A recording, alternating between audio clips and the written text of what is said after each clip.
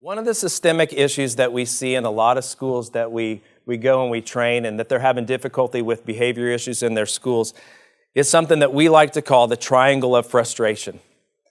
Imagine a student gets sent to the office, and in the office the administrator is getting ready to work with that student.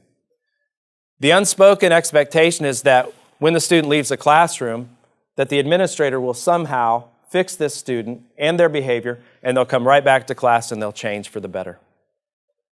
But what happens in the administrator's office is, as he's talking to the student, he's thinking to himself, or she's thinking to herself, why is this student even in my office? Shouldn't they just have stayed in the classroom? This isn't that big a deal. Needless to say, he wants to get the change so that the teacher won't be upset with him.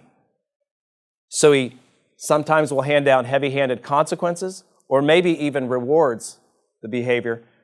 And there's some kind of agreement that if you do this, then you'll get this.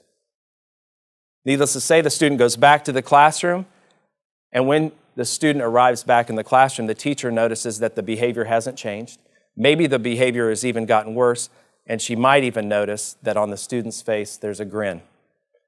The student is looking at the situation, seeing all of the work that's being done, and hasn't had to be involved in solving the problem in any manner whatsoever. So what we want to do is we want to show you how to put the weight of that problem back into the student.